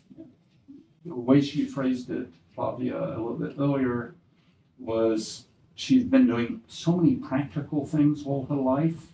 She wants to get above practice and structure her thinking, theory, develop new theories. It's possible. I don't know. No, but I mean, it's true. You're from Brazil. You're from. I'm going to Brazil actually in March. I I'm going have on a a lot of faculty-led tips for you. international trip to Rio de Janeiro. Yeah, I What's have a happening lot there? of tips for you. What? What's happening? We're doing a project before we go. It's called Regional Management Area Studies. So I have a professor named Hubert Zadork, and he's gonna basically lead the project. I don't know what the project is yet, but we're gonna be working on the project. Then we go with our groups to Brazil, and then go tour companies and tour the business environment for a week Amazing. during spring break. Fully funded? Wow. Oh. No, but to be honest, we We did get a JSON scholarship. My brother, who's younger than me, is retired to the beach in Portugal. This kind of discussion, I mean, for me, it's just such motivation. Each of you are hopeful that by working hard, you'll do desirable things. And I don't know, don't you feel good about this evening?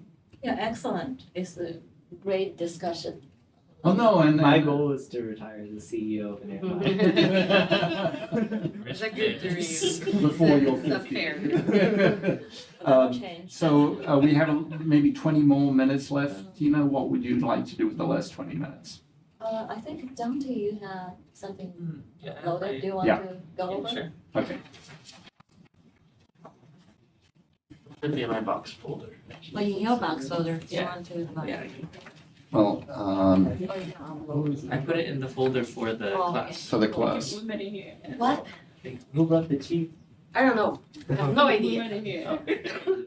Was here and I come in. Have you met Dr. Vera? Ah, Christine? Yes, I She's met also her. from I saw her once, to be honest, but we chat. Email me. Yes. She's a nice person. Yeah, she's amazing. I just don't spend. Who am I? Updated. I love it. I took your class last semester and I made this presentation, so I figured I'd just update the last one, show what changed since then. Not everything has changed, but some things have definitely changed. So we'll see as we go along. So we're still born in New York. It still hasn't changed. But I have been in Dallas for around 5 months now, even though the last month I was not. So maybe 4 months, but I arrived here at the end of August, so that's updated.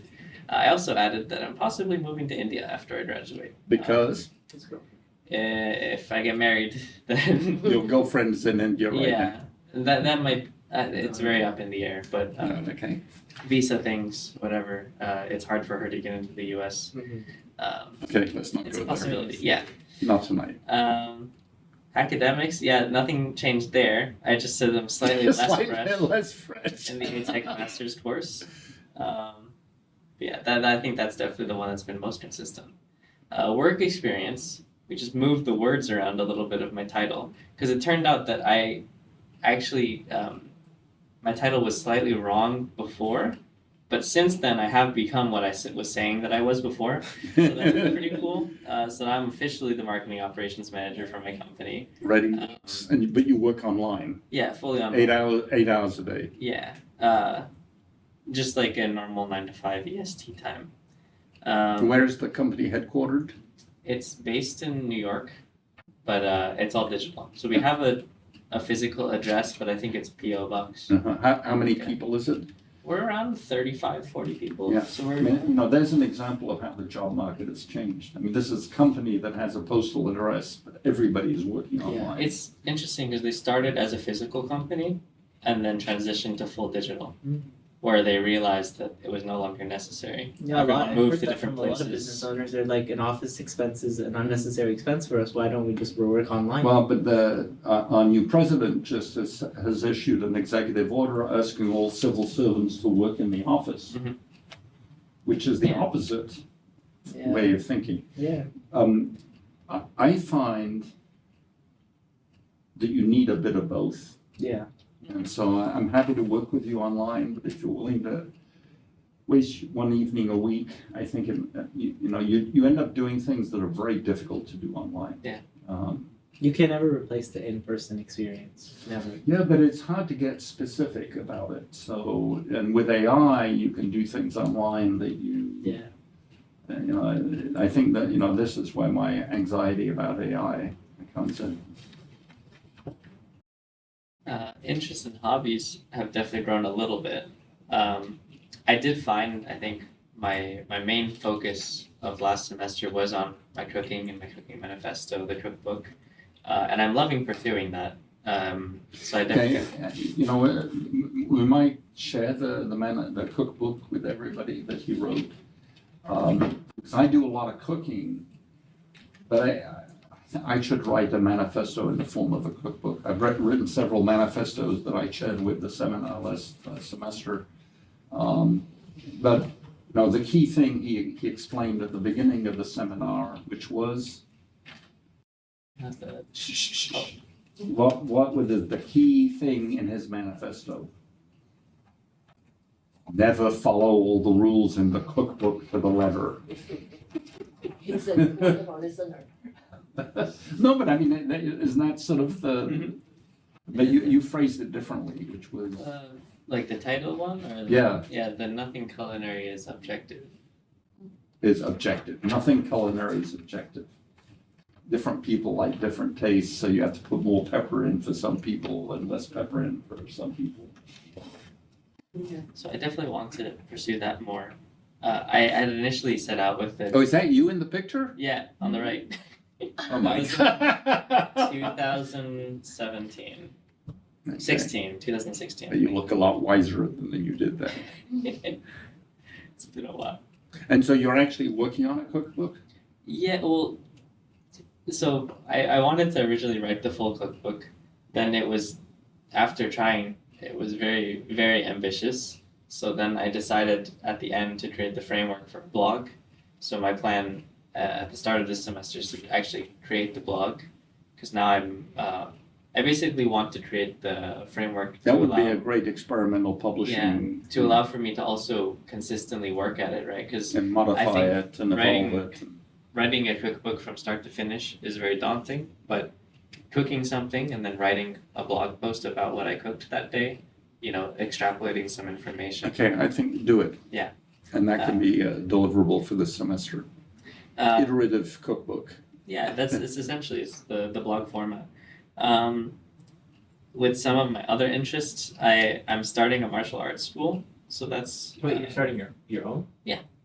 well based off of what I studied, but it's just to carry on my school's martial form. So my Interesting. I'm a second degree black belt, so I'm fully licensed technically because the license isn't really anything more Okay, than that. I'm going to put you in touch with Martin Weldon, who's a mechanical engineering student and is a fencing student. Oh, And I think interesting. would be very interested. Well, I'm not starting a fencing school. Oh, martial arts. No, you're starting a martial arts. No, but still. The two But go it hand in is hand, still physical activity to convince someone of something. My dad taught martial fencing, which was the study of the ancient court sword. It's like 1600s. Back when rapiers and these larger weapons were banned, the courtesans would bring around these decorative swords. The tips were sharpened illegally, and that's basically the epee that we know in fencing today. I've done Japanese Budo, but that was like back in middle school, like before I moved to Dallas. But yeah. But yeah, so he looked a little bit more at the realistic take on actual fencing, because fencing today is all done with sensors and electronics. A lot of what's actually going on in Olympic fencing, while they are, athletes, it's not really realistic, and so we were incorporating both the Japanese martial arts and techniques into actual sword fighting. Because if you think about it, if the sword only has a tip, why not use your other hand to deflect the blade, right? Why not grapple your opponent to stab them? So that's just interesting things. Again, cross intent. And then graduate goals. Like I said, I'm really loving delving Okay, into I love the culinary way arts. you've kept what you showed last semester. How You you crossed it progressed. out. Mm-hmm. I recommend that. Yeah, I think seeing what I wrote there, I was definitely feeling quite lost. I know I remember having to talk with you about feeling like imposter syndrome. And I still feel that to an extent of just not feeling fully like an artist. I don't think I ever will. But I feel very happy about what I've worked on, and I feel happy seeing how other people react to hearing about it. And yeah, so I'm enjoying pursuing that and sharing my culinary journey. And I definitely still. Okay, so how do we connect emergence to cooking? Emergence cooking, we have virtual cooking. What? Virtual cooking. What's The- virtual cooking? You shared it online, right? Everybody.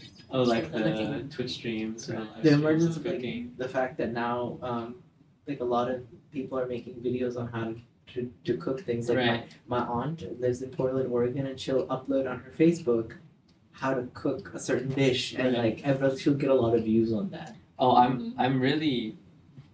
I used to live stream a long time ago, and I have a lot of reasons why I kind of don't want to, but at the same time, I'm very tempted that if I had a community, I would love to do cooking live streams because they seem. It's that same kind of seminar feeling where you have a bunch of people, you're all interacting. It's a fun time for people to speak about ideas, you to share your passions. Yeah, and then ultimately, my main goal is still to support my future career. But I think now part of that support is through just personal fulfillment to make sure that I feel happy and that I feel good about what I'm So doing. the idea is you present at the beginning of the semester and at the end of the semester, and then if it hasn't changed, that's great. If it has changed, that's great. And I'll present my career plan at the end of the semester. So that's it. Thank you. Okay, you want to conclude the evening? So I forget what was next on our, Yeah, did we have Planning. anything else? we plan to go deeper with the structure of the course, but I think we talked most of them already. And we can talk about it next week. Now, what was in the last slides, we can talk about it next week. Right? Yes, thank you. Dante. So You wanna- Dr. Mariana, you're fine. Okay, so I'm just gonna, Go ahead, you can sit down here. We can go over the syllabus about the structure of the course and the deliverables if you want to talk. And I can Okay, share about. so Go ahead. Roger, I want to record all the seminars, which we're doing tonight, edit them, and publish a film. So that's what is in my head at the moment. So Evan has set this up so the full seminar is recorded. He's got a couple of students that will help edit into chunks, and then we'll put it together into a 90-minute film at the end of the semester. Who will watch them? How will you get people to watch the 90-minute? We'll put it up on the website on Creative Disturbance, and then I would make it compulsory reading for the students in the seminar next semester. Okay. Okay, so, With your approval, if you agree. okay, so you want to come up here and write what you want to have done by the end of the semester? Brings a long time. Then you can change it. No, it was there when we got here.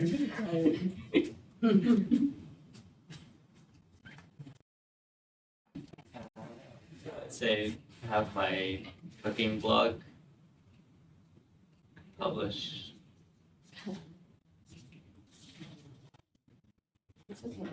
Cooking blog, But yeah. and then that's kind of the main thing I have for now. I'm not No, but I like for me, a cookbook is now a metaphor. Mhm. Now, how do you combine things in different ways, intentionally or unintentionally, or, so no, fine, okay, Tina, what do you want to have done by the end of the semester? I'm gonna focus on the publication, writing papers. Okay, Tina,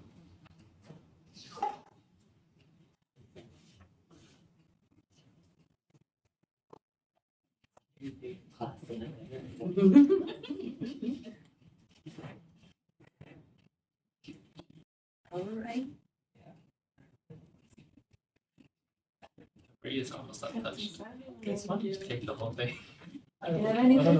okay, now say a little bit more, you want to publish an academic article to help you get a teaching job Yeah, about about, general topic area? oh, okay. Many, actually, I want to publish what I wrote in my thesis, break them into pieces. Add that to the There board. you go. Okay. And also Emergence, Well, no, Syllabus. No, publish your thesis, yeah. Oh. Okay, that would be a great idea, because I think it's still novel. Uh-huh, okay. Thesis and emergence publication.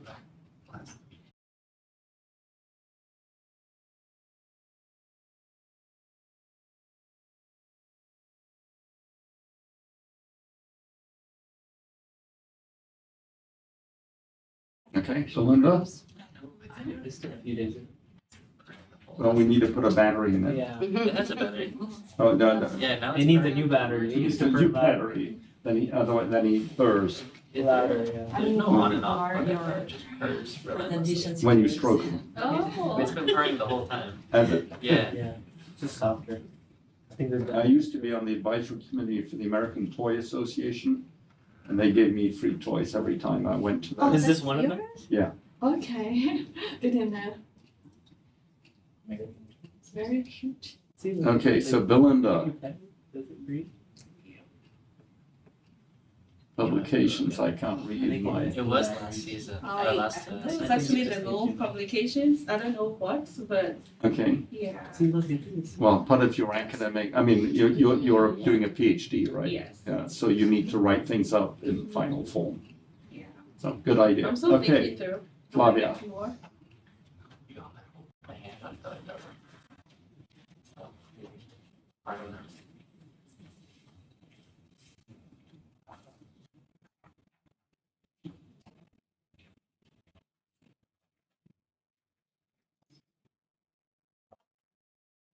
you have a culture shock when you returned from Italy to here? Like, how big was the culture shock? This last time or This recent time when you came to Dallas? oh, Before. yeah, very much. So increase the connection between my publications and my passions. Okay. So that, okay, so, we should take a picture of it, or we can, and the idea is maybe once a month, we update, the brainstorm. And, I think I've never made a movie in my life, so I'm sort of intrigued by learning how to make a movie using no script, but just the weekly seminar as the content. Okay, Tina, then we have the final presentation is the syllabus. It's online. You want to show it, or is that a link, or? Yeah, there's a link, you can go there. I mean, don't go through it, but just show the big picture. Yeah, I think everybody got this in the folder, right? You can go to the folder. I just show you from here. We have syllabus, the folder. Okay, yeah, so just upload anything you put together into your folder. Here's our. Anyway, so you can just scan it, and this is, Tina and my thinking at the moment. And the next week is going to be Dr. Turner. And he's going to talk about how information alerts matters and alters matters and matters alter information. But we have a reading that we'd like everybody to read. Yeah, it's already in the reading assignment folder.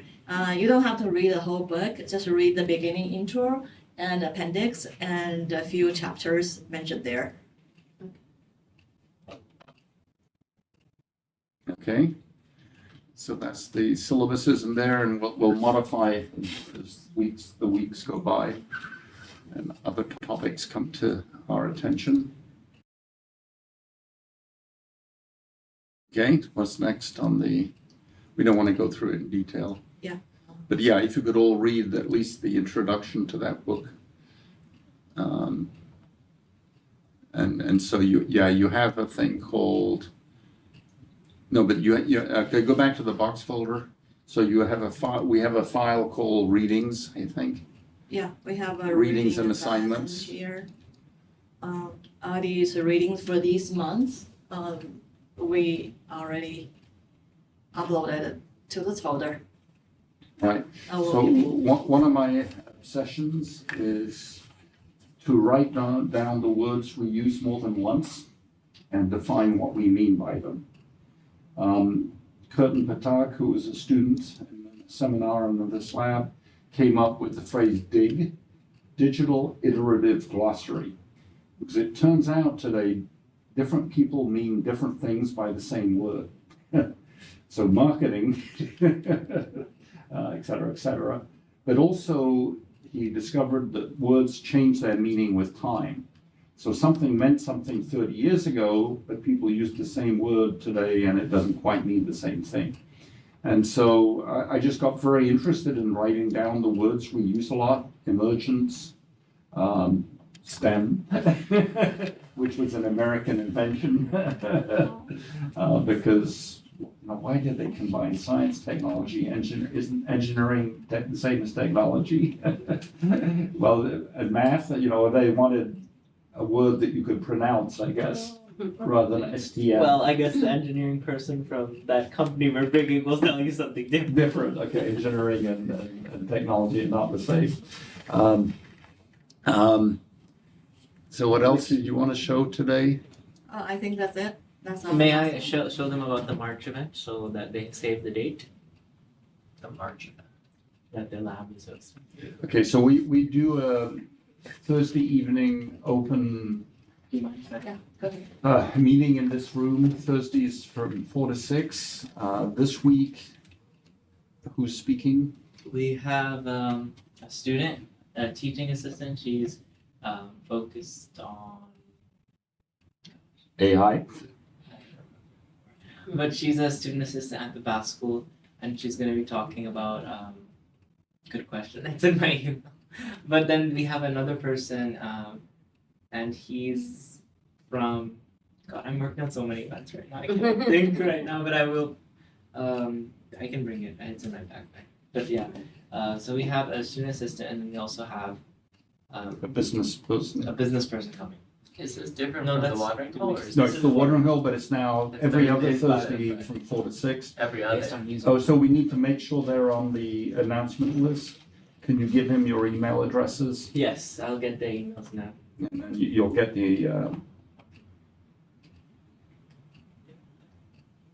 Oh, we have that. The other speaker is his name is Neil, and he's a principal at Grants for You, and Dr. Melina and Tina have been working with him to get grants, and he's going to be talking about grant making and what the process of grant making is. Oh. So I'm interested in learning about that because that's a field that I haven't really learned a lot about. So that's on Thursday at 4 p.m. and we're going to start it with. I got confirmation from Eze. Eze is we'll go down here in a second when you guys go out. We have an exhibition from the Art Sci in the gallery. Yeah, in the gallery. It's a students exhibition. He's inspired a lot by East Asian and artworks, and he's from Nigeria. His name is He Eze. joined us last Eze. semester. Yeah. Yeah. His name is Eze, and he's going to on Thursday do a curatorial walkthrough of the gallery on what inspired him on his pieces and everything. On Thursday at 4 p.m. We're gonna start the watering hole there. But Yeah. put their email addresses in your announcement list. So, No, do you wanna, our mayor write it? Yes, Or- your UTD. Yeah, Okay. you can. I already. But if you can just. no, but again, this is part of trying to make a university into a university. So it's not an extension of high school. It's where groups of people get together, share their deep thoughts together, interact with each other, eat leftover cheese together. And Okay, I'll just send. Unfortunately, I won't be able to come this. Or probably any Thursday for the next few weeks at least. A word. Yeah, we have a planning meeting. Yeah, and you can do it online too. So you Oh, can, okay. and you can just join in for a bit and Yeah, that's Okay, the yeah. whole point of Yeah, because the problem is like I would have to get here at 4. Yeah. no, but you just Yeah, I'll join you can join in a little bit, 5 online, Yeah. or just for half an hour or whatever. I know it's always the gallery days that I don't get to. Okay, we'll give you a gallery walk on the way out. I just want to show everybody real quick the PowerPoint we didn't go through. I'm going to share it in this box folder and then send it to you, and you can glance over. And from the very beginning of definition of the emergent studies to the very end, SunX studies, each PowerPoint. Are we gonna has go the through details. these next week or? We'll see, Dr. Turner, if he has time, we okay. can go, but if not, we can just review it. It's self. Is Turner gonna come in person? Yeah, he is gonna come in person. Please come next week. Oh, he's a very interesting speaker. He has a lot of experience he's gonna draw upon, so. Well, thank you, everybody, for the wonderful discussion, the wonderful class. Thank you, Dr. Malina.